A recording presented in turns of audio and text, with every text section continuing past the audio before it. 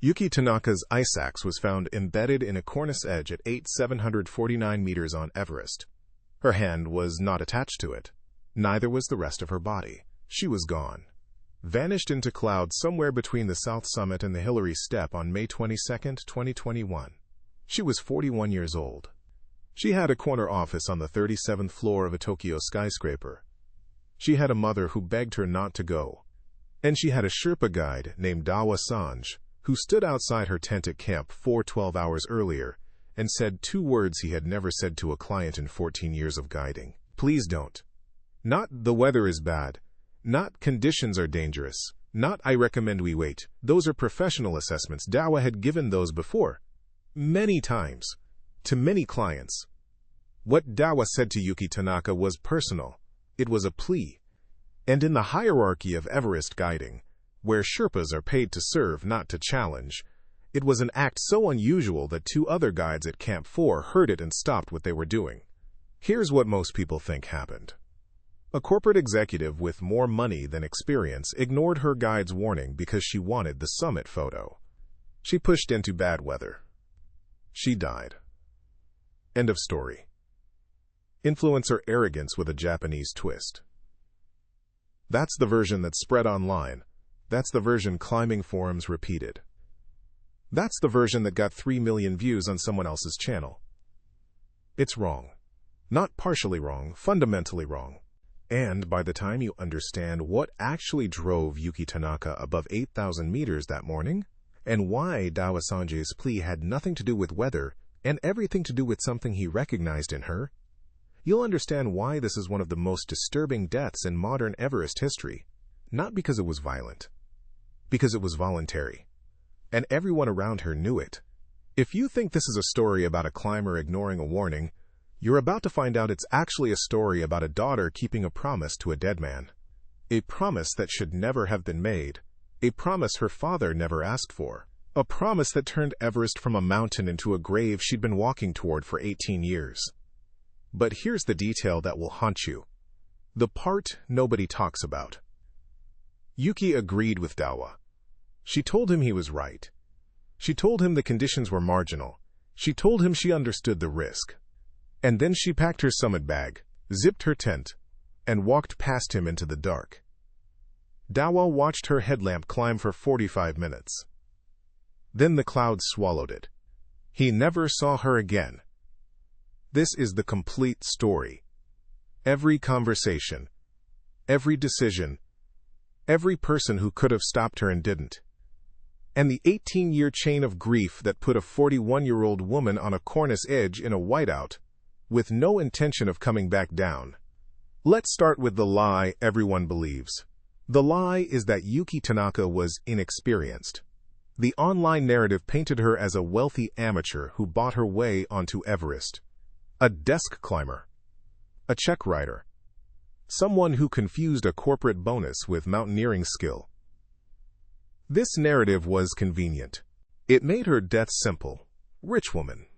Dangerous mountain. Predictable outcome. The truth is more complicated and more frightening. Yuki had been climbing seriously for 9 years. She'd summited Kilimanjaro, Elbrus, Aconcagua, and Island Peak. She'd completed a winter traverse of the Japanese Alps that most weekend climbers wouldn't attempt in summer. She trained 5 days a week. She hired altitude physiologists. She spent 4 months acclimatizing in Nepal before her Everest attempt. Her VO2 max was in the top 15% for her age group. Her resting heart rate at 5,000 meters was 62, better than some professional guides. Yuki wasn't incompetent. She was obsessively prepared. And that's what made her death so much worse. Because you can dismiss an amateur's death as ignorance. You cannot dismiss Yuki's. She knew exactly what she was doing. She knew exactly what could happen. And she went anyway. That's the part that kept Dawa Sanjay awake for months afterward. Not that his client died. Sherpas lose clients. It's a statistical reality of the job. What destroyed Dawa was that he looked into Yuki's eyes at Camp 4 and saw something he'd only seen once before in 14 years of guiding. He saw someone who wasn't afraid. Not brave, not afraid. Not confident, not afraid. Empty, not afraid. The absence of fear that comes when someone has already accepted an outcome Dawa had seen that look once before, in 2017. On Lu, that client also died. If this story is already hitting different than you expected, do me a favor. Subscribe to this channel right now. Because we cover stories like this, the ones where the real truth is buried under the easy narrative, the ones that take an hour to tell properly because the 5-minute version is a lie. Hit subscribe. You won't regret it. Now, to understand why Yuki Tanaka walked past her Sherpa and into the clouds, you have to go back 18 years. To a different mountain, a different country, and a different death that started everything. May 14, 2003. Denali, Alaska. Yuki's father, Kenji Tanaka, was a mountaineer, not a professional, a passionate amateur, a chemical engineer who spent his vacations above 6,000 meters. He'd climbed in the Himalayas 3 times. He'd attempted Denali twice before. The third attempt killed him. Kenji died at 700 meters on the West Buttress route during a sudden storm. He was 53 years old. The cause of death was exposure complicated by a fall. His climbing partner survived and later reported that Kenji had become disoriented, wandered from the fixed line, and fallen approximately 40 meters into a crevasse. His body was recovered 9 days later. Yuki was 23 when her father died. She was in her final year of university in Tokyo. She received the phone call at 2:15 a.m. local time. Her mother made the call. Her mother could not finish the sentence. Yuki finished it for her. What happened in the weeks after Kenji's death would set the trajectory for the next 18 years of Yuki's life. And ultimately it would put her on that cornice edge on Everest. But the critical detail, the one that transforms this from a sad story into a devastating one, is what Yuki found in her father's office 3 weeks after the funeral. A notebook. Kenji kept climbing journals. Detailed ones. Routes, conditions, gear lists, reflections. The final journal covered his Denali preparation. And on the last page, written the night before he flew to Alaska, Kenji had written a single paragraph addressed to Yuki. What that paragraph said is something Yuki carried for 18 years. She told exactly 2 people. One was her mother. The other was Dawa Sanj at Camp 2 on Everest on May 15, 2021, 1 week before she disappeared. When Dawa heard what Kenji had written, he understood immediately why Yuki was on Everest. He also understood that no weather report, no professional assessment, and no amount of rational argument would stop her. Because Yuki wasn't climbing Everest for herself. She was climbing it for a dead man who had asked her, in ink, on paper, the night before he died, to finish what he couldn't. That notebook entry is the key to everything. It explains the obsessive training. It explains the 9 years of progressively harder climbs.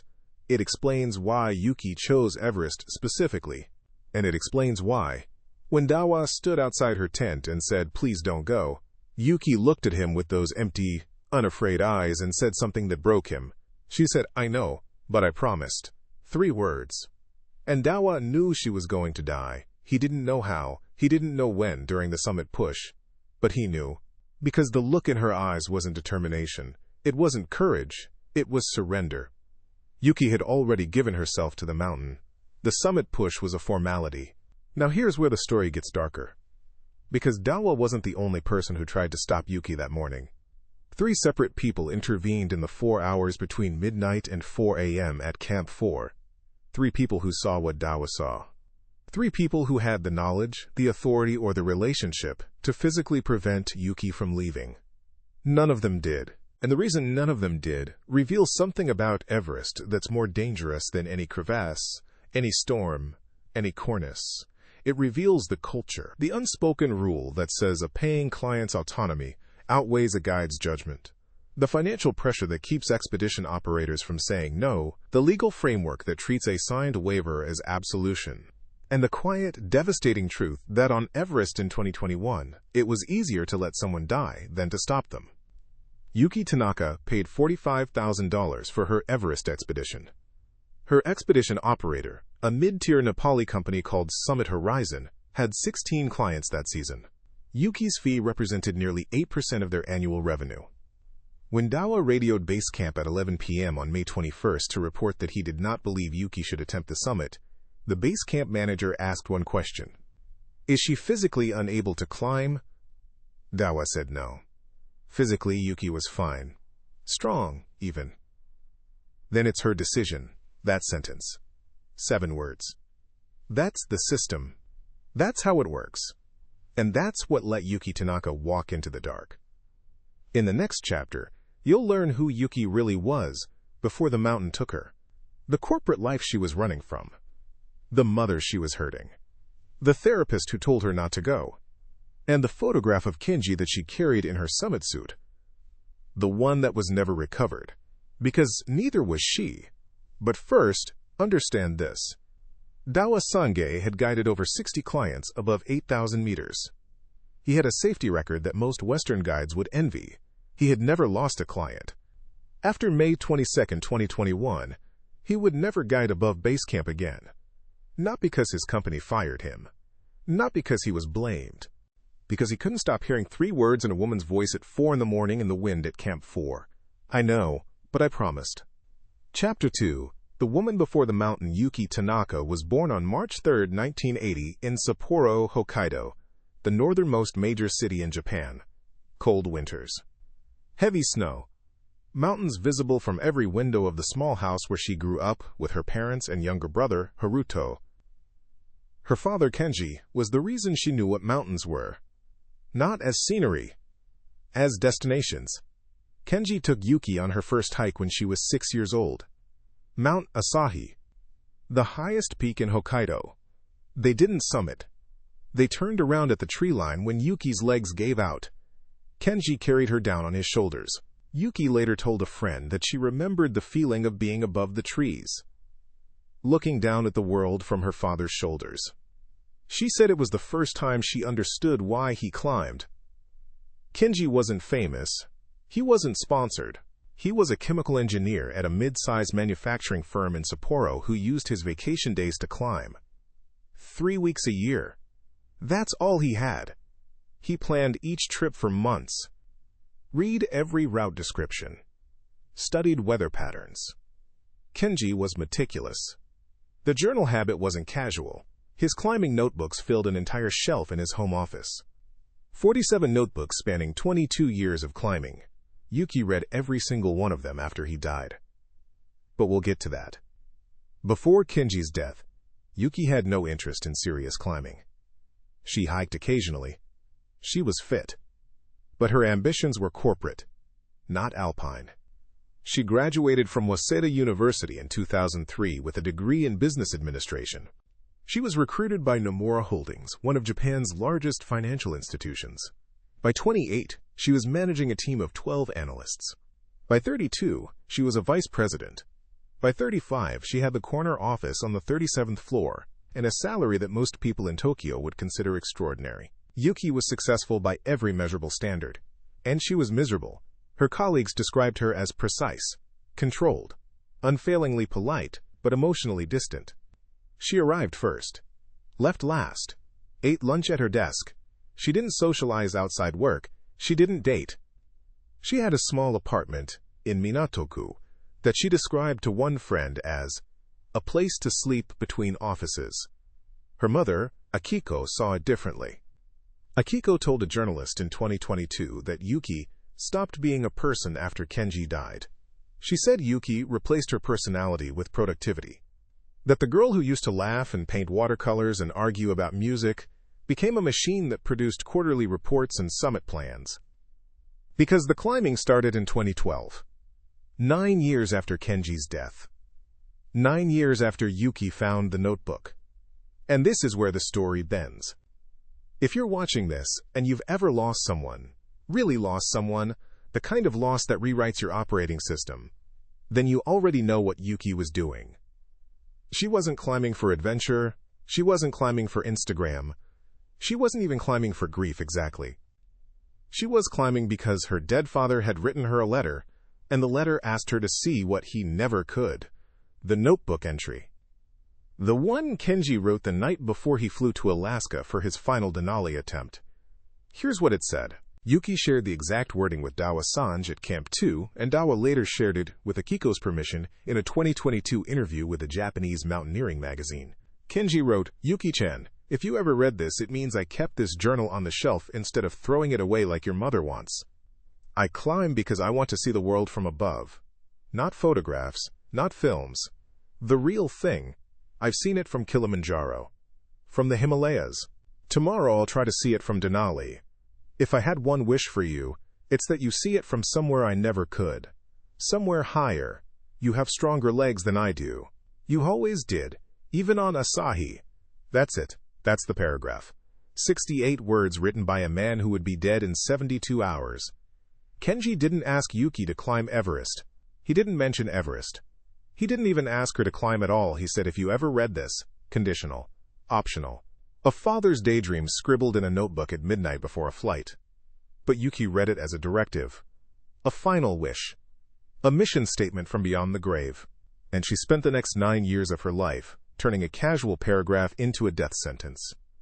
Subscribe if you want to hear stories told like this. Not the surface version. The version underneath. The version that explains why people do things that look insane from the outside but feel inevitable from the inside. Subscribe. We do this every week. Yuki's climbing progression was systematic. Kilimanjaro in 2012, Elbrus in 2014, Aconcagua in 2016, Island Peak in 2018, Japanese Alps Winter Traverse in 2019. Each climb was harder. Each climb was higher. Each climb was one step closer to Everest. She trained with a coach in Tokyo named Hiroshi Yamamoto. Hiroshi was a former competitive mountaineer who now trained corporate clients. He worked with Yuki for 7 years. He said she was the most disciplined athlete he'd ever trained. She never missed a session. She never complained. She never celebrated a summit. Hiroshi noticed that. The absence of joy. He told the same Japanese magazine. Most clients summit a big peak and they cry, they scream, they call their families. Yuki would reach the top, take a photograph, check her watch, and ask about the descent. I once asked her what she felt when she summited Aconcagua. She said, "One closer." I didn't ask one closer to what. I already knew. One closer to Everest. One closer to the promise. One closer to the place her father never reached. Now let's talk about Dawa Sanj. Because this story has 2 main characters, and the second one is just as important as the first. Dawa Sanjay was born in 1983 in Pangboche, a village in the Khumbu region of Nepal at 3,985 meters. He grew up at altitude. His father was a yak herder. His uncle was one of the first professional Sherpa guides in the Khumbu Valley. Dawa started carrying loads to Everest Base Camp when he was 15. By 20, he was working as a climbing Sherpa for Western expeditions. By 25, he had summited Everest 4 times. Dawa was quiet, professional, physically compact, 5'6", maybe 140 pounds, but capable of carrying loads that would flatten climbers twice his size. He had a reputation among expedition operators as reliable, safe, and unusually perceptive about client psychology. That last quality is what matters here. Dawa told interviewers that he learned early in his career to read clients, not their fitness, not their technique, their motivation. He said the most dangerous clients weren't the weak ones or the inexperienced ones. They were the ones climbing for the wrong reason. Wrong reason in Dawa's vocabulary didn't mean ego or fame. It meant climbing towards something instead of climbing for something. Climbing for the experience, for the challenge, for the joy of it. Those clients listened. They turned back when told. They respected the mountain. Climbing towards something. A promise, a memory, a person who wasn't there. Those clients didn't listen. Couldn't listen. Because the mountain wasn't the point. The mountain was just the altar, and they were the offering. Dawa recognized Yuki as the second type within 3 days of meeting her. They met at Lukla on April 28, 2021. Summit Horizon had assigned Dawa as Yuki's personal guide for the expedition. Standard arrangement. 1 Sherpa, 1 client. The whole way up. Dawa had guided Summit Horizon clients for 6 years. He liked the company. They paid well. They didn't overload routes. They gave Sherpas authority to make safety calls. In theory. Dawa noticed 3 things about Yuki in the first week of the approach trek. First, she didn't talk to other clients. Not rudeness, just absence. She was physically present and socially invisible. Second, she carried a framed photograph in her pack. Not in her phone. A physical, framed photograph. Dawa saw it once when she was reorganizing gear at Namche Bazaar. A man on a mountain, smiling. Kenji. Third, and this was the detail that started Dawa's unease. Yuki never asked about the descent. Every other client Dawa had guided asked about the descent plan. How long to get down from the summit? Where the turnaround time was, what the bailout options were. Yuki asked about the route up, the timing up, the camps up, never down. Dawa mentioned this to the expedition leader, a Nepali named Pemba Chairing, at base camp on May 5th. Pemba shrugged. She's focused, he said. That's a good thing. Dawa disagreed. But Dawa was a Sherpa, and in the hierarchy of commercial Everest expeditions, a Sherpa's psychological assessment of a client carries approximately the same weight as a weather forecast 3 weeks out. Noted. Filed. Ignored. The acclimatization rotations went smoothly. Yuki performed well. Her oxygen saturation stayed high. Her pace was consistent. She showed no signs of altitude sickness at Camp 1 or Camp 2. Physically, she was one of the strongest clients in the 16-person group. By every measurable metric, she was ready. But at Camp 2, on May 15th, Yuki told Dawa about the notebook. They were sitting outside the tent after dinner. The sun was setting. Other climbers were inside. Yuki spoke quietly. She told Dawa about her father, about Denali, about the journal entry. She read it to him from memory. Word for word. 68 words she had memorized 18 years ago. Dawa listened. He said nothing for a long time. Then he asked one question. What happens after the summit? Yuki didn't answer. She looked at the mountain. She said, I'll have kept my promise. Dawa asked again. And then what? Yuki said, I don't know. I've never thought past the summit. That's when Dawa knew. Not suspected. Knew. Yuki Tanaka had spent 9 years building a life around a single moment, standing on the summit of Everest, and had no concept of what came after. No plan. No vision.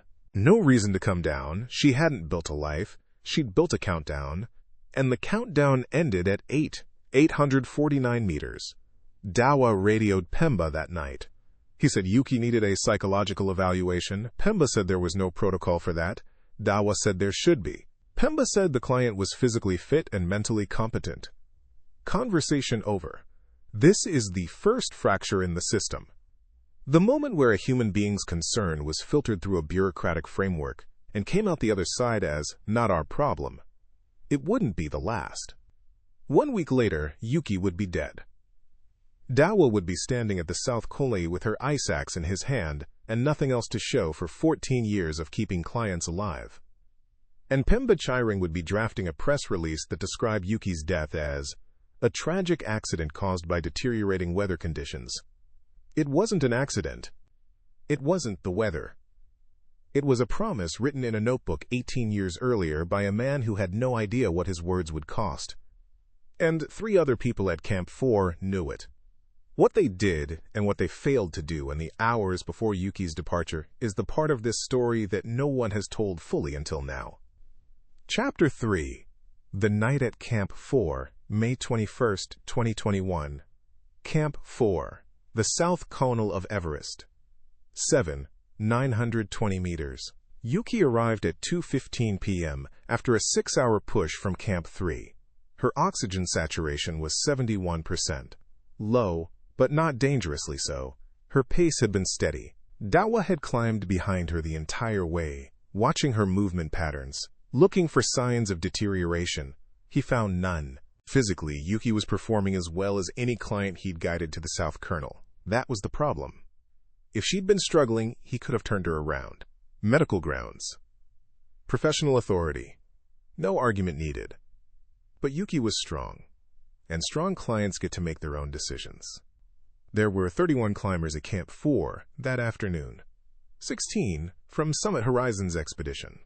15 from 2 other companies, Alpine Ascent International and a smaller Nepali operator called Kanchenjunga Treks. The tents were crowded. The oxygen supplies were staged. Everyone was watching the weather. The forecast for May 22nd was marginal, not catastrophic, marginal. The summit window that had been predicted for 3 days was narrowing.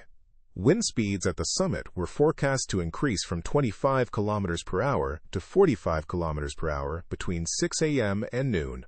Visibility was expected to deteriorate after 9 a.m. as cloud built from the south. Temperature at the summit, -31°C without wind chill.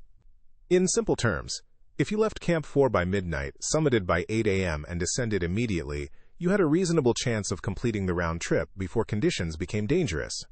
If anything went wrong, a slow pace, a bottleneck, an equipment failure, the margin for error was essentially zero.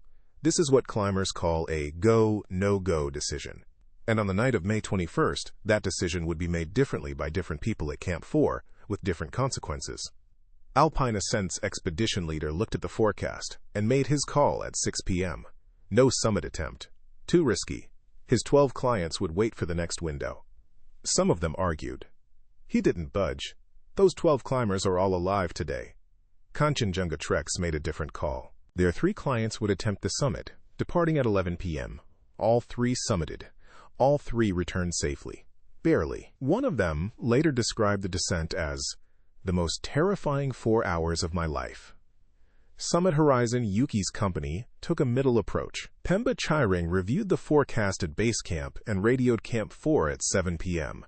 His guidance: individual assessment. Clients in strong condition with experienced Sherpa support could attempt the summit at their own discretion. Clients showing any signs of fatigue, altitude sickness, or hesitation should wait. Individual assessment. Client discretion. This is the language of liability management, not safety management. It sounds responsible. It transfers the decision and the risk from the company to the climber.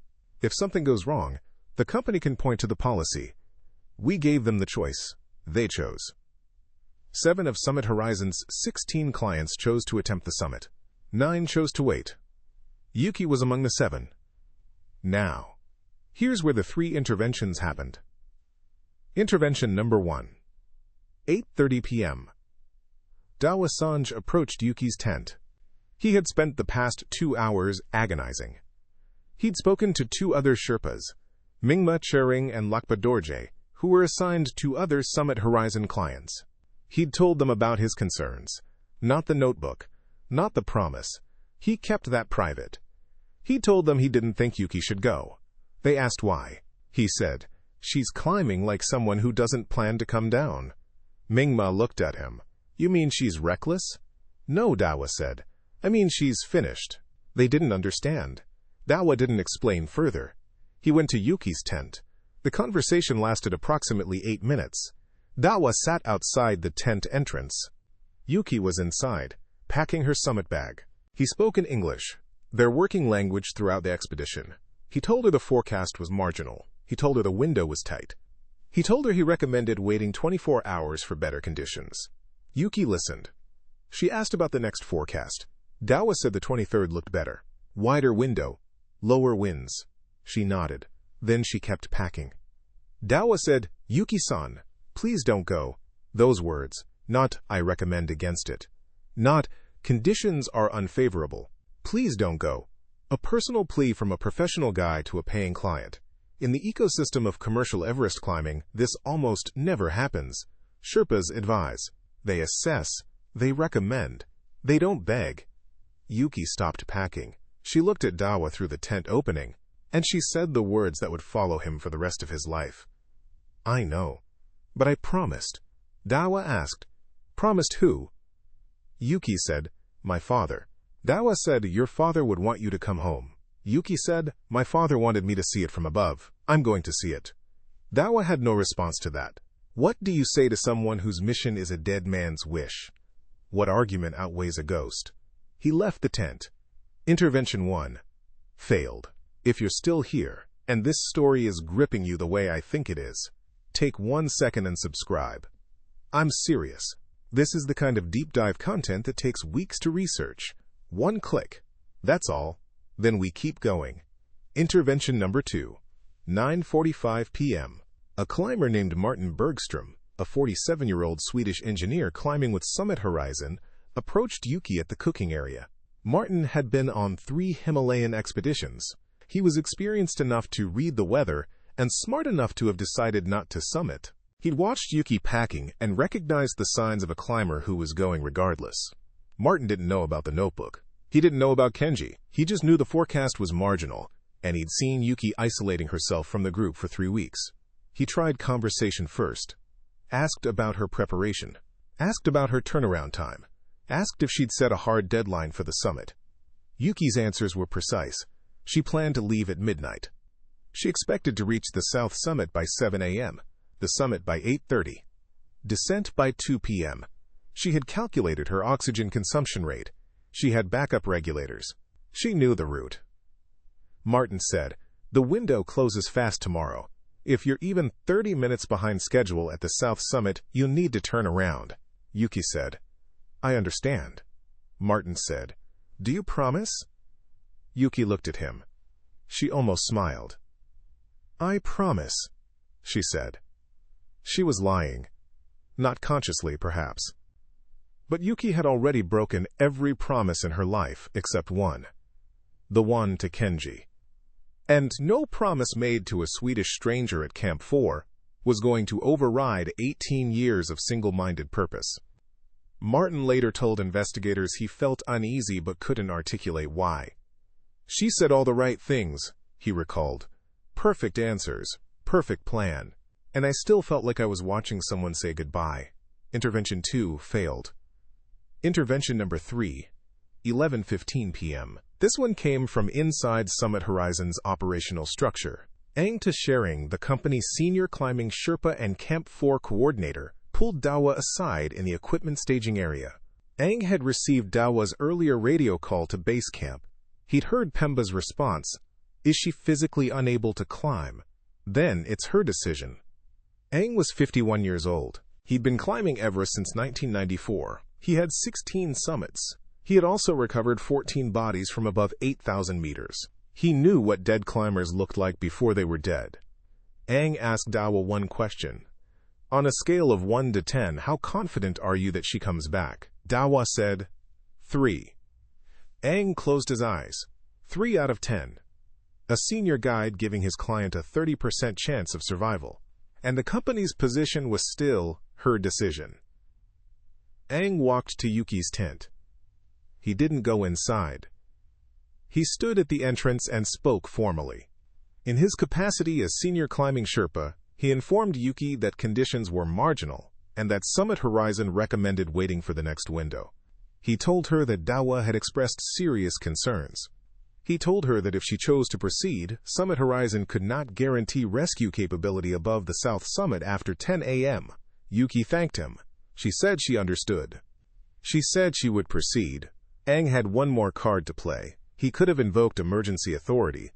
Summit Horizon's contract included a clause, buried on page 11 of a 14-page document, that allowed the senior climbing Sherpa to prohibit a client's summit attempt if conditions present an unacceptable risk to life. It had never been used. In the entire history of the company, no senior Sherpa had ever overridden a client's decision to climb. Ang didn't use it. Why not? He explained this in a deposition 18 months later during the Tanaka family's lawsuit against Summit Horizon. His answer was devastating in its honesty. "If I stopped her, and the weather was fine, the company loses a client. Maybe more clients." Word spreads. Summit Horizon won't let you climb. That's death for a guiding company. If I let her go, and she dies, the company says she chose to go against advice. The waiver covers us. The incentive is always to let them go. There it is. The math of commercial Everest. The algebra of acceptable death. The calculation that every expedition operator makes, and none will admit publicly. It's cheaper to let a client die than to stop them from climbing. Ang Tashering walked away from Yuki's tent at 11:30 p.m. Intervention 3 failed. At midnight, Yuki Tanaka exited her tent. She was wearing a red summit suit. Her oxygen mask was fitted. Her headlamp was on. She carried an ice axe in her right hand and a trekking pole in her left. The framed photograph of Kenji was inside her suit, against her chest, in the inner pocket. She had transferred it there from her pack. She wanted him close. Dawa was waiting outside. He had his own gear on. He was going with her. Not because he believed she would summit safely. Not because the company ordered him to. Because he had decided that if Yuki was going to die on this mountain, she would not die alone. He told this to Mingma before departure. I can't stop her, so I go with her. Maybe on the mountain I can still change her mind. Maybe at the south summit she turns around. But if she doesn't, I bring her body down. Mingma said, you can't carry a body from the south summit. Dawa said, I know. At 12:05 a.m. on May 22, 2021, Yuki and Dawa left Camp 4 and began climbing toward the balcony. 5 other Summit Horizon clients departed within the next 30 minutes, each with their own Sherpa guide. The temperature was -27. Visibility was clear. The stars were out. For now. The wind would start at 4 a.m. The cloud would arrive at 7. And Yuki Tanaka had approximately 8 hours of life remaining. She would spend them climbing toward a promise that no living person had asked her to keep. Chapter 4. The final hours 12:05 a.m. to 2:30 a.m. Camp 4 to the balcony. Yuki's pace was strong. Dawa climbed 3 meters behind her, matching her rhythm. The route from the south call to the balcony is a steep, grinding ascent of approximately 550 vertical meters.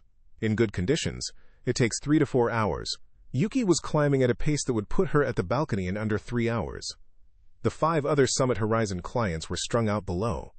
2 were already falling behind schedule. Their Sherpas would eventually turn them around at the balcony. 3 others maintained pace. All 3 would summit and return safely. At 1:15 a.m., Dawa checked Yuki's oxygen flow. 2 liters per minute. Standard rate. Her first bottle was half empty. She had 3 more. Enough for the round trip if she maintained schedule. Dawa asked how she felt. She said good. 1 word. She hadn't spoken since leaving Camp 4.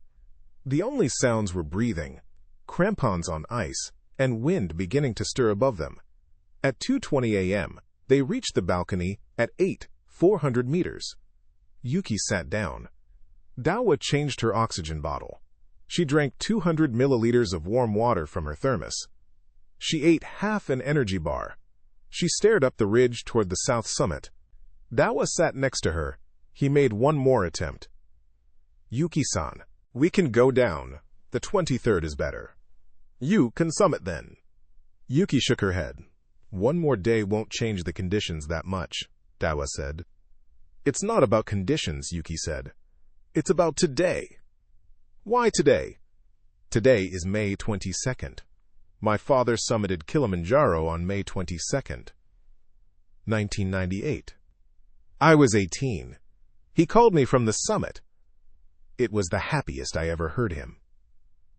May 22nd. Kenji's summit day. Yuki hadn't chosen this date randomly.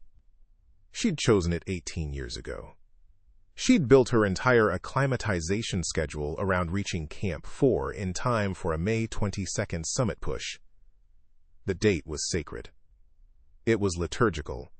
It was the closest thing Yuki had to a religious observance, and the altar was 450 meters above her head. Dawa said nothing more. They stood. They continued climbing.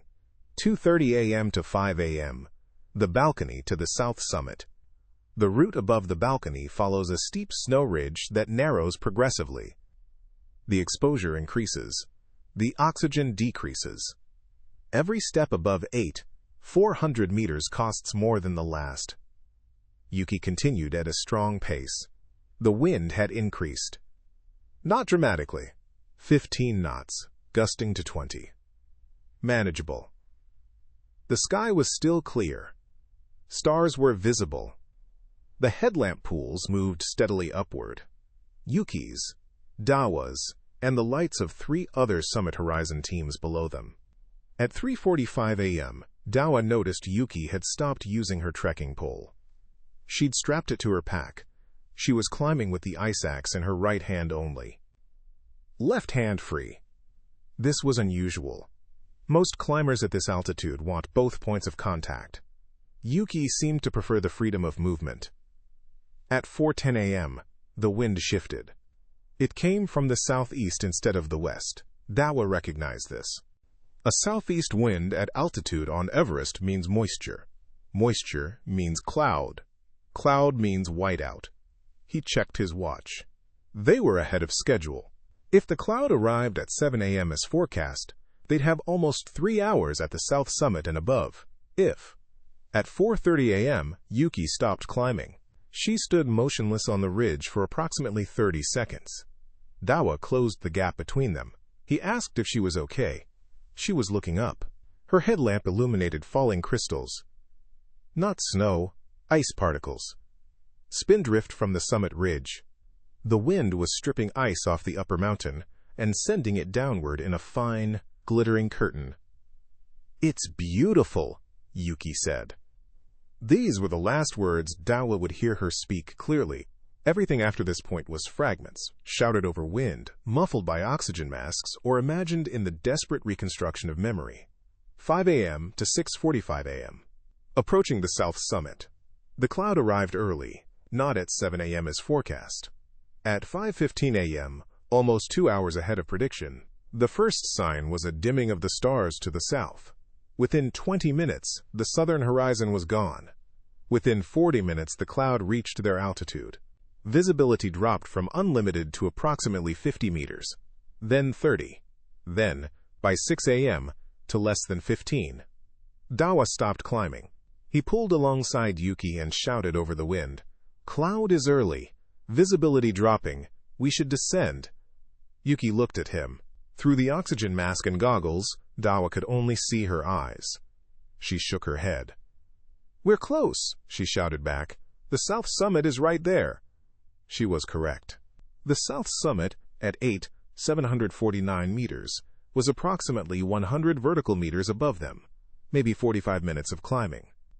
They were ahead of schedule. Even with the early cloud, they could reach the south summit, assess conditions, and decide whether to continue to the true summit or descend. This was the rational argument. And it was sound. Reaching the south summit didn't commit them to the true summit.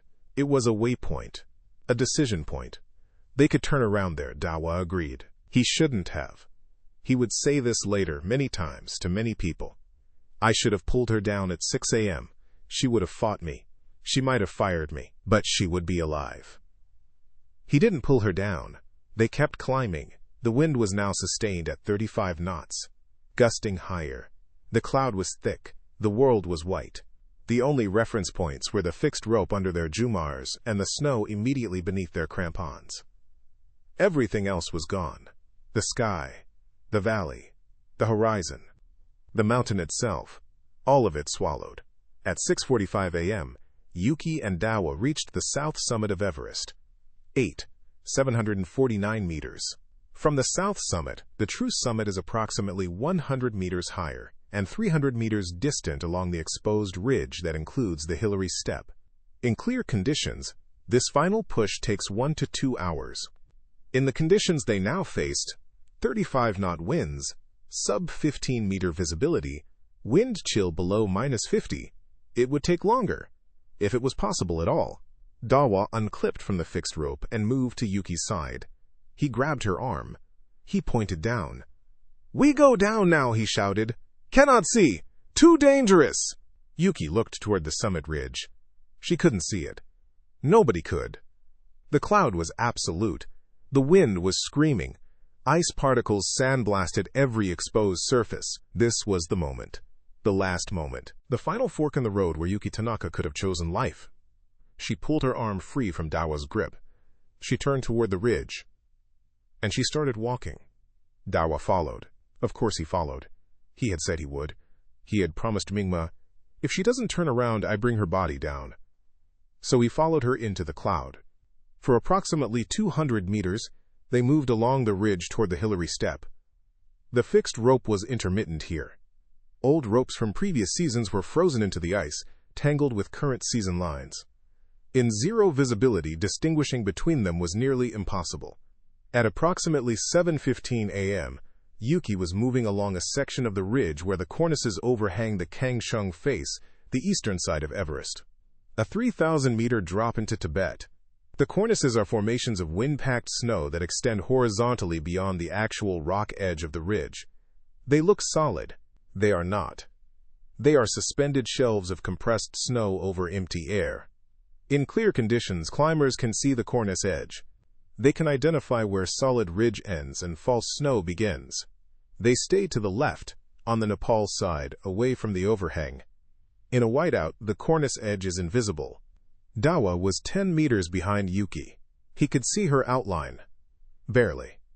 A dark shape moving through white. He was shouting. He couldn't hear his own voice over the wind.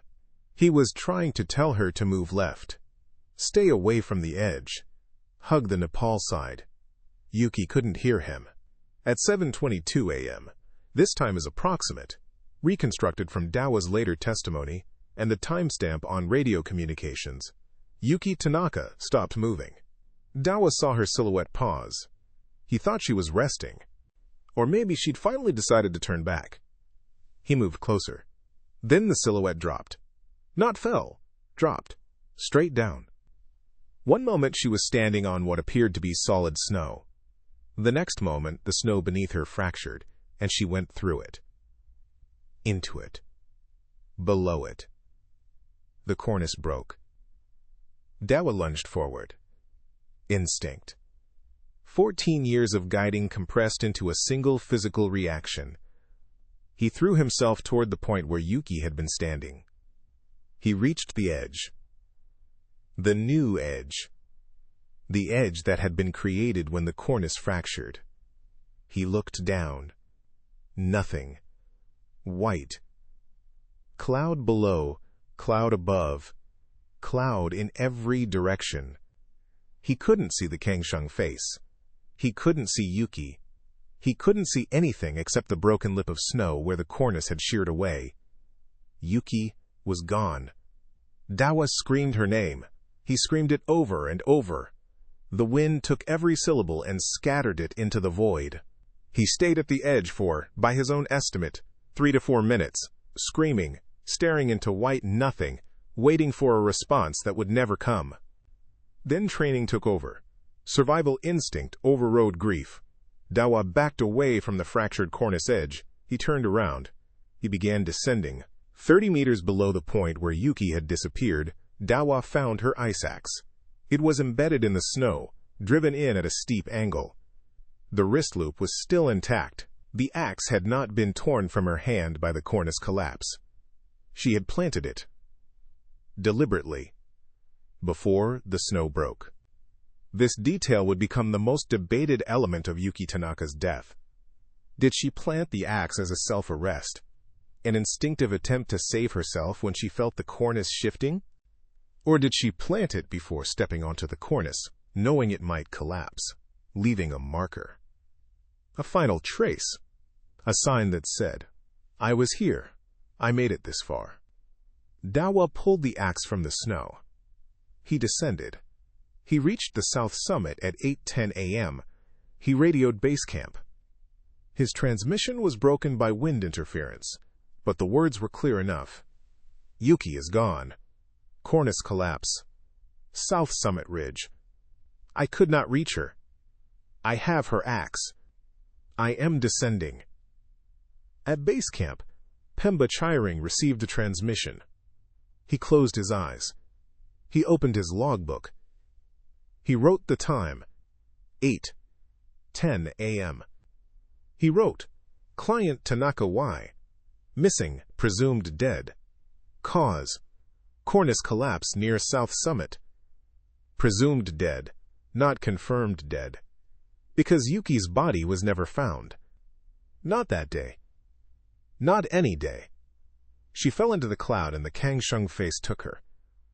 3,000 meters of ice and rock and gravity. Whether she died on impact, or during the fall, or from exposure while injured, no one knows. No one will ever know. The Kangshung face of Everest does not return its dead. Dawa descended alone to Camp 4. He arrived at 11:30 a.m. He was hypothermic. His fingers were frostbitten. His goggles were cracked.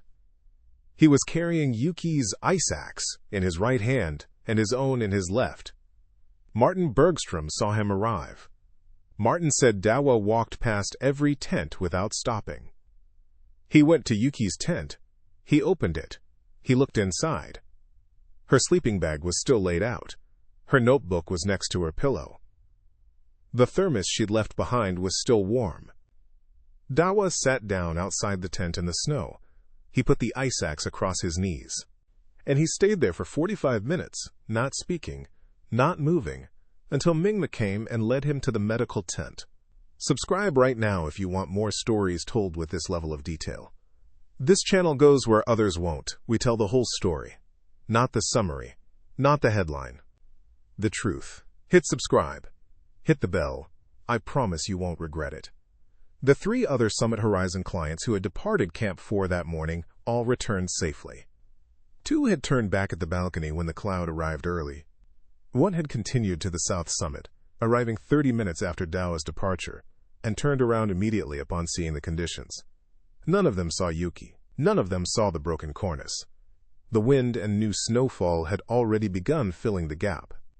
By 2 p.m. on May 22nd, the mountain had erased almost every trace of Yuki Tanaka, except the ice axe, except the memory, and except the question that would consume everyone involved for the next 2 years. Could she have been saved? And did anyone really try? Chapter 5. The aftermath. They tried to control the satellite phone call to Tokyo was made at 3:15 p.m. Nepal time on May 22nd, 6:30 p.m. in Japan. Pemba Chairing made the call himself. Summit Horizon's protocol required the expedition leader to notify next of kin directly. No intermediary. No delay. Akiko Tanaka was at home in Sapporo. She was watching television. She had been tracking Yuki's progress through the expedition company's online updates, GPS markers showing movement up the mountain. The last update had shown Yuki at the south kernel moving up. On schedule. Akiko answered the phone. Pemba identified himself. He said there had been an incident. He said Yuki had fallen during a cornice collapse near the south summit.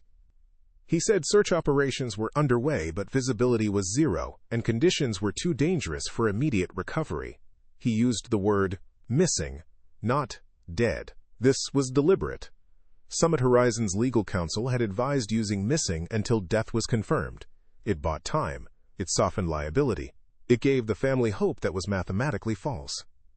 Akiko asked one question. Is she alive? Pemba paused. Later, in his deposition, he said the pause lasted maybe 5 seconds. Akiko would remember it lasting much longer. In that pause, Akiko heard everything she needed to hear. Pemba said, "We don't know." Akiko hung up. She called Haruto, Yuki's younger brother, who was living in Osaka. She said 6 words. Your sister fell on the mountain. Haruto flew to Sapporo that night. By the time he landed, Akiko had already made 3 more calls to Summit Horizon's Kathmandu office. Each time, she was told the same thing. Missing. Search underway. Conditions preventing recovery. In reality, no search was underway. No search was possible. Yuki had fallen onto the Kangshung face, the Chinese side of Everest. Even if conditions had been perfect, accessing that face would require a separate expedition from Tibet. The Kangshung face is among the most remote and inaccessible walls in the Himalayas. Bodies that fall there stay there. Pemba knew this. His team knew this. Everyone above 7,000 meters knew this. But, we're searching sounds better than, she's gone and we can't even look. The pretense lasted 72 hours. On May 25th, Summit Horizon issued a formal statement. After extensive consultation with our climbing team, Nepali authorities, and weather services, Summit Horizon regrets to announce that Ms. Yuki Tanaka is presumed deceased following a cornice collapse on the southeast ridge of Mount Everest on May 22, 2021. Our deepest condolences go to her family. 63 words. That was the company's public acknowledgement of a woman's death. 63 words that mentioned weather, authorities, and consultation, but not Dawa's plea, not the 3 interventions, not the clause on page 11, not the financial calculation that Ang Chashuring would later describe under oath. If this makes you angry, good, it should. And if you want to make sure stories like this keep getting told with full honesty, subscribe. That's how this channel survives. Your subscription is what lets me spend weeks on a single story instead of churning out clickbait. Subscribe. Let's keep going. The climbing community's reaction was immediate and divided. On forums like Explorers Web and the Himalayan Database community boards, the initial response was sympathetic but unsurprised. Another client death on Everest. Sad, but predictable. Several commenters blamed Yuki directly. She ignored her Sherpa, she paid the price. The narrative crystallized quickly. Ambitious amateur, ignored warning, died. But Dawa-san's interview with the Japanese mountaineering magazine Yama to Keikoku in August 2021, 3 months after Yuki's death, fractured that narrative completely. Dawa spoke for 2 hours. He spoke in Nepali, through a translator. He described every detail of the expedition. The notebook. The promise. The 3 interventions. Pemba's response to his radio call. Ang Chashuring's decision not to invoke the override clause. The conversation at Camp 4 where Yuki said, "I know, but I promised." The article was published in September 2021. Within a week, it had been translated into English, Chinese, Korean, and German. It went viral in the climbing world. Not because of Yuki's death. Climbers die on Everest every year. Because of the system it exposed. 3 reactions dominated. First, the Sherpa community. Dawa's interview was seen by many Sherpas as a betrayal of professional confidentiality, sharing a client's personal disclosures. The notebook, the promise, the conversation at Camp 2, violated unwritten codes of the guiding relationship. Some Sherpas supported Dawa. Most criticized him publicly, while agreeing with him privately. The paradox of speaking truth in a system that punishes honesty. Second, the expedition operator community. Summit Horizon's competitors were quietly horrified, not by Yuki's death, but by Dawa's revelation about the override clause. Every major expedition company has a similar clause. None of them have ever used it. Dawa's interview raised an uncomfortable question. If the clause exists and is never used, what is its purpose? The answer, as every operator knew, was legal protection. The clause existed so that companies could say we had the authority to stop clients without ever actually exercising that authority. It was a fiction, a contractual decoration. And now that fiction was public. Third, Yuki's family. Akiko and Haruto Tanaka read the translated article. They learned, for the first time, about the notebook paragraph, not about its existence. Akiko had known about Kenji's journals. She'd known Yuki read them, but she had never read the final entry herself. She didn't know Kenji had addressed Yuki directly. She didn't know about the wish. She didn't know her daughter had spent 18 years interpreting 68 words as a death warrant. Akiko asked Haruto to find the notebook. It was in Yuki's apartment in Tokyo. Haruto flew to Tokyo. He found the notebook in a drawer beside Yuki's bed. The final page was marked with a paperclip. The paragraph was underlined 3 times in red ink. Akiko read it. She called Haruto. She said Kenji didn't ask her to die. Haruto said, "I know. He asked her to see the view." "I know, Mom. She could have seen it from anywhere, from Fuji, from her office window, from a helicopter." "I know. She chose to see it from the place that would kill her." Haruto had no answer for that. In October 2021, the Tanaka family hired a Kathmandu-based attorney named Rajesh Sharma. Sharma specialized in expedition liability cases. He had represented families in 3 previous Everest death lawsuits. He'd won 2. The third was settled. Sharma filed suit against Summit Horizon in November 2021. The complaint alleged negligence, failure to exercise duty of care, and wrongful death. Specifically, it cited 3 failures. 1. Summit Horizon failed to respond to Dawa Sanja's expressed concern that the client was psychologically unfit for a summit attempt. 2. Summit Horizon's senior climbing Sherpa failed to exercise the contractual override authority that existed specifically for situations like this.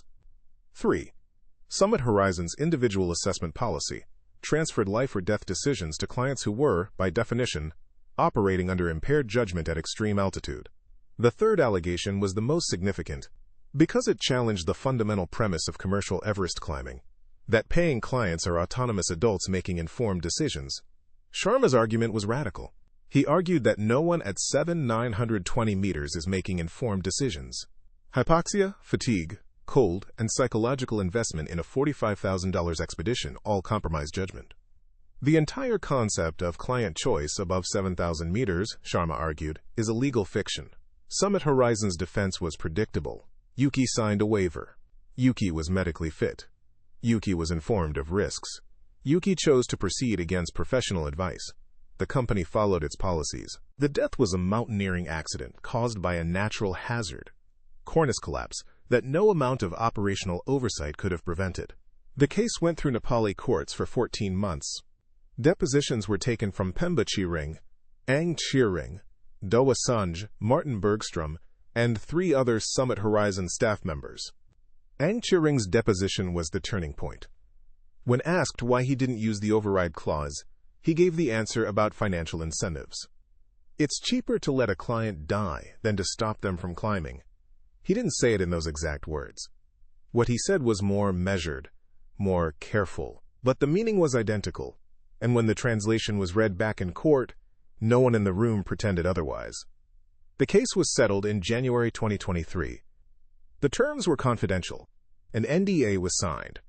Neither party could discuss the financial details, but 3 things leaked. 1. Summit Horizon paid the Tanaka family an undisclosed sum estimated by legal observers at between $200,000 and $400,000. 2. Summit Horizon agreed to revise its operational policies. Specifically, the individual assessment policy was replaced with a mandatory weather-based go-no-go system where the expedition leader, not the client, makes the final decision. 3. Dawa Sanj was released from his contract with Summit Horizon. Not fired, released. The distinction mattered for insurance purposes but not for practical ones. Dawa would never guide for Summit Horizon again. The settlement closed the legal case. It did not close the questions. And the biggest question, the one that Dawa's interview raised and the lawsuit never answered, remained open. If Yuki Tanaka told her Sherpa she was climbing to fulfill a dead man's wish, and her Sherpa told his supervisor, and his supervisor told base camp, and base camp said her decision, then how many people have to know someone is walking toward death before the system is required to stop them? The answer in 2021 was, there is no number, there is no threshold. The system is not designed to save people from themselves. It is designed to facilitate their choices and document the outcome. Yuki's death exposed that design. What happened afterward would test whether anyone was willing to change it. Chapter 6. What Dawa never said. The Yamata Keikuku interview was 2 hours long. The published version was 8,000 words. It became the definitive account of Yuki Tanaka's death. Climbing journalists cited it. Documentary producers optioned it. Legal teams entered it as evidence. But Dawa Sanj held things back. Not lies, omissions. Details he chose not to share with a magazine. Details he shared only once, in his deposition, under oath, in a closed courtroom in Kathmandu in March 2022.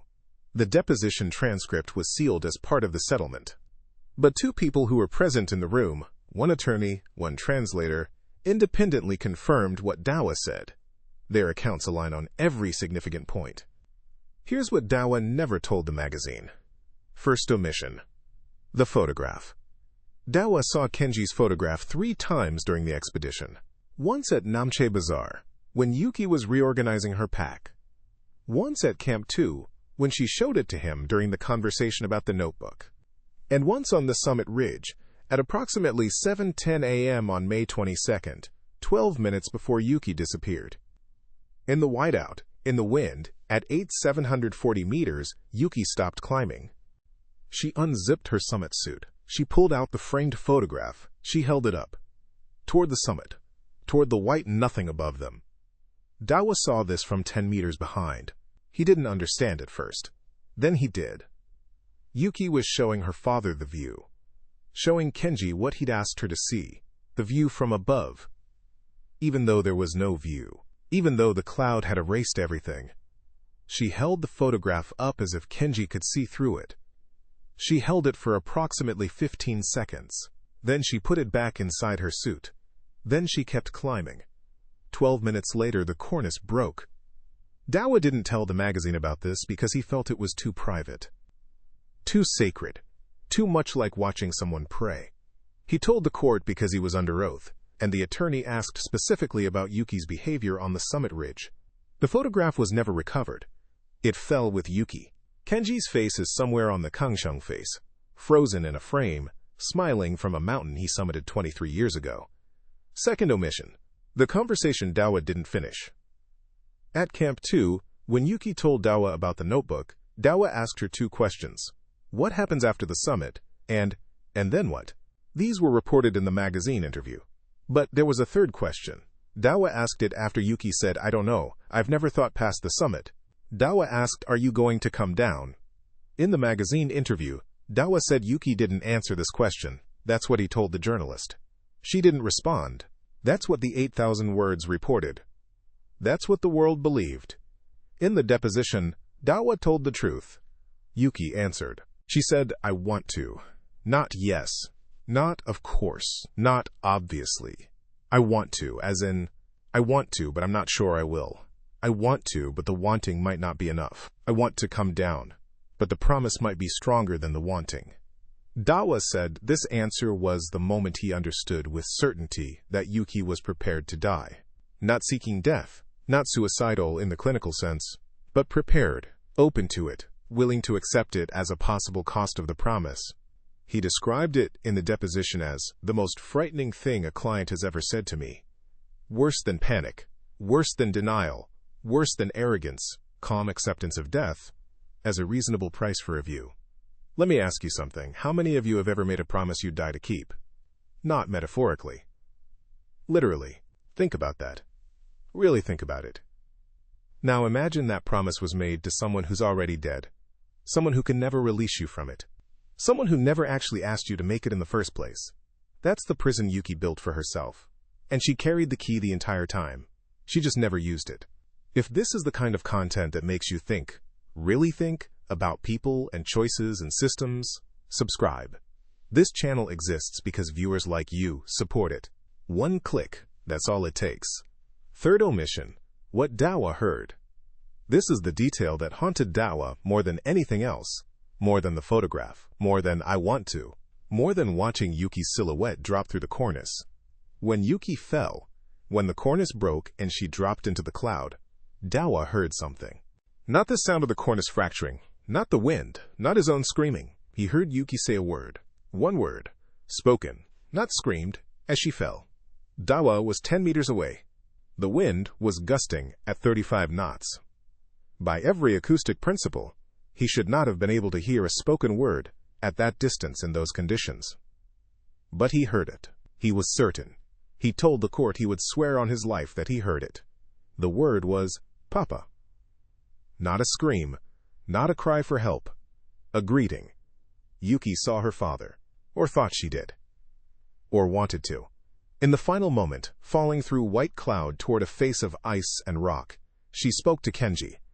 She said his name, the child's name, the name she would have used at 6 years old, on Mount Asahi, on his shoulders, above the trees.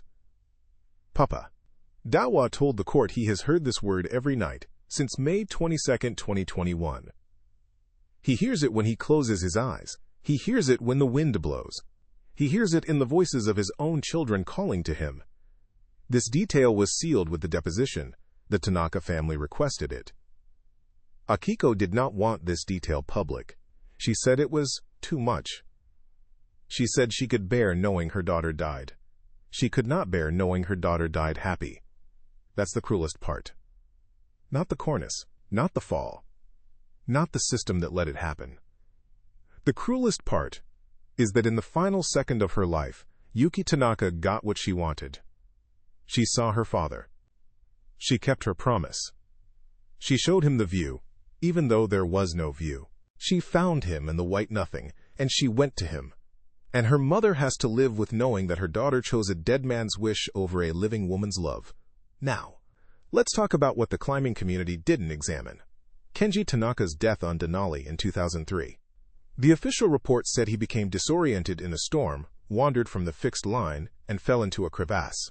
His climbing partner survived and reported the sequence of events, but Rajesh Sharma's legal team, during discovery for the Yuki lawsuit, obtained the 2003 Denali incident report from the National Park Service. They were looking for genetic or behavioral patterns, anything to support the argument that Yuki's family history made her psychologically vulnerable and that Summit Horizon should have screened for this.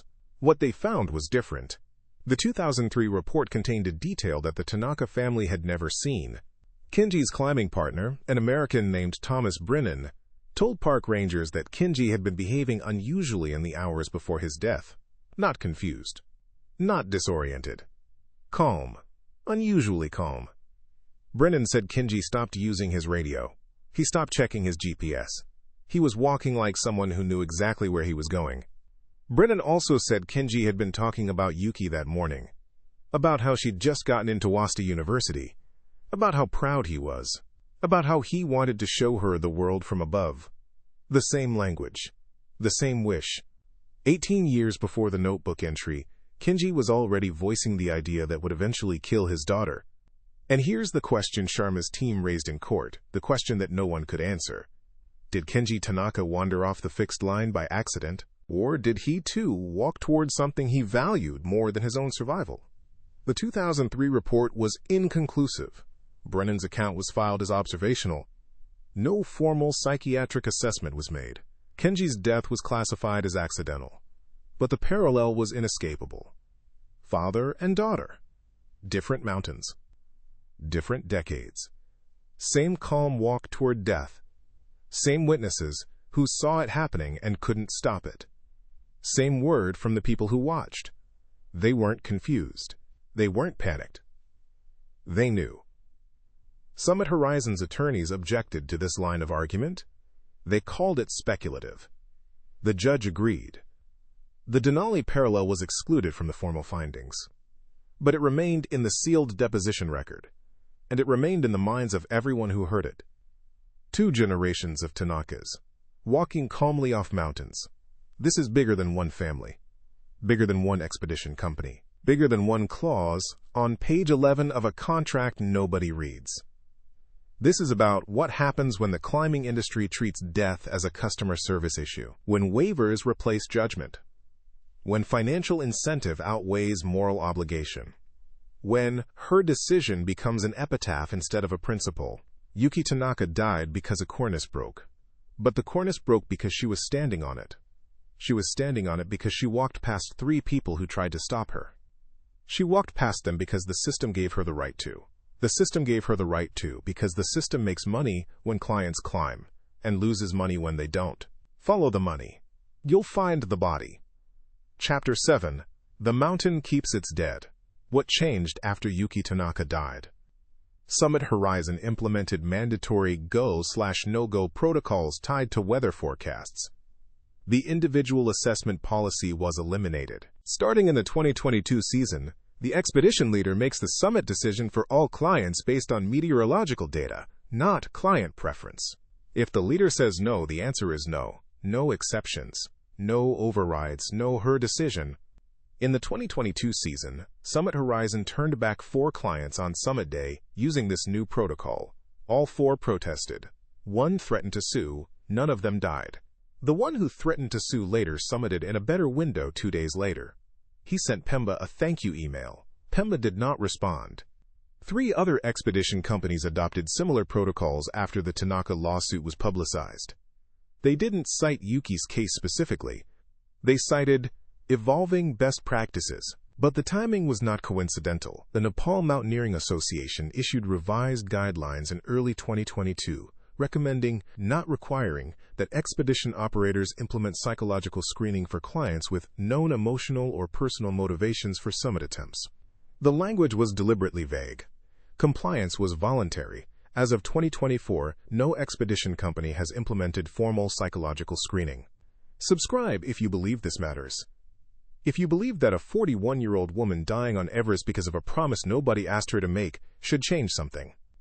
If you believe the system should be better than her decision, subscribe. Share this video. Send it to someone who climbs. Send it to someone who plans expeditions. Send it to someone who thinks Everest deaths are just statistics. They're not statistics, they were people. She was a person. Subscribe. What didn't change? In the 2022 Everest season, 5 climbers died. In 2023, 12 climbers died, the second deadliest year on record. In the spring 2024 season, 17 deaths were reported across Nepali Himalayan peaks. The bodies continue to accumulate. The permits continue to be issued. The waivers continue to be signed.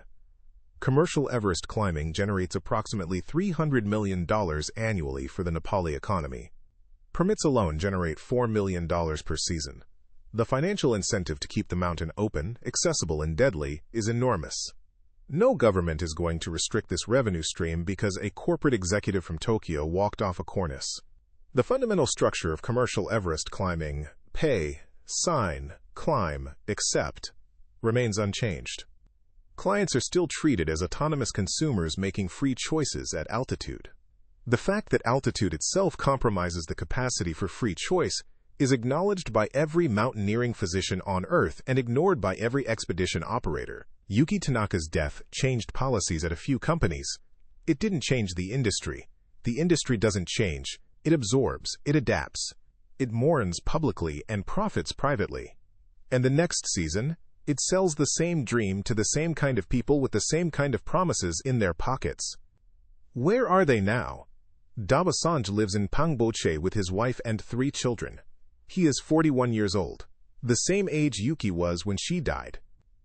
He still works as a high-altitude porter on the Everest approach, carrying loads to base camp. He does not climb above base camp. He will not guide. He will not take clients. In 2023, a documentary producer from London offered Dawa $15,000 to appear in a film about Yuki's death. Dawa declined.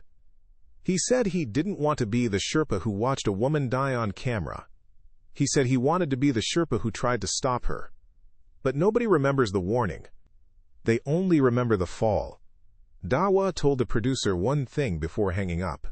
He said, "I said please. 14 years of guiding, and I never said please. With her I said please. And she looked at me like please was a word that didn't apply to her anymore. Like she was already past please. Already past everything. She was already on the summit in her mind. She was already showing him the photograph. I was just the last person standing between her and the thing she'd been walking toward her whole life. What was I supposed to do? Carry her down? Tie her up?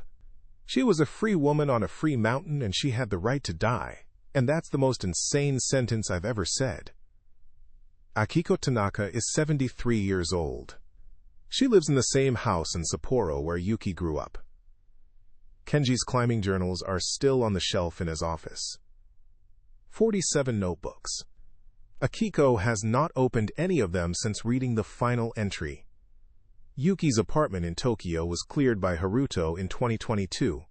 He found the training logs, the altitude physiology reports, the maps, the equipment lists. 9 years of preparation, organized with the same precision Yuki brought to her corporate work. Everything labeled, everything filed, everything pointing toward a single date on a single mountain.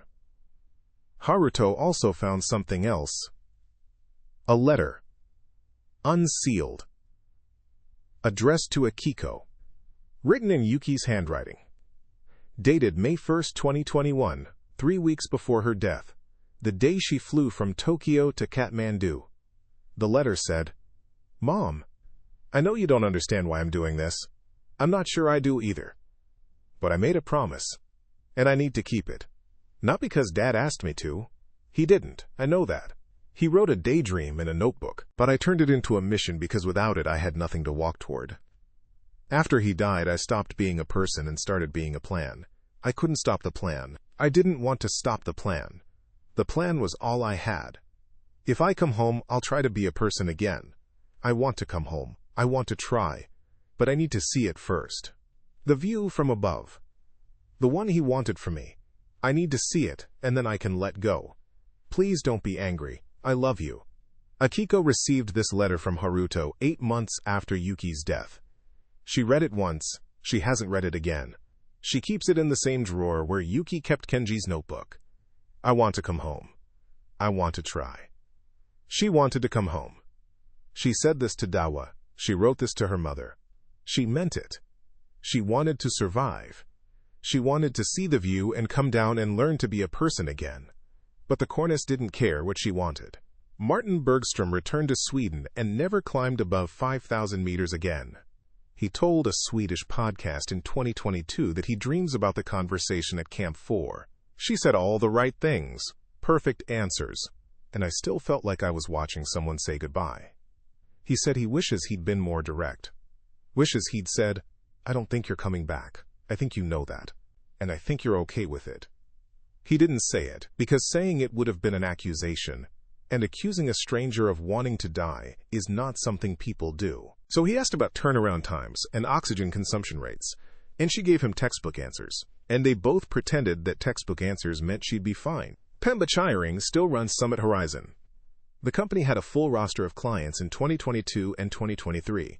Yuki's death did not affect business.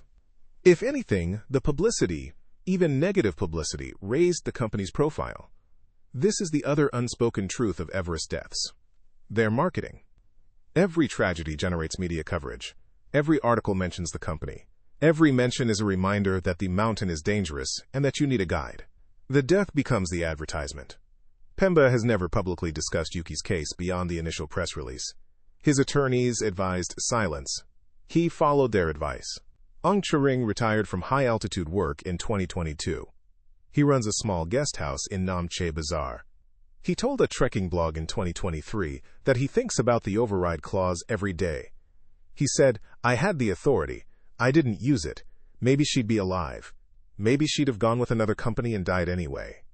I don't know. I know I chose my career over her life. I didn't mean to. But that's what I did. Yuki Tanaka's body has never been found. It never will be.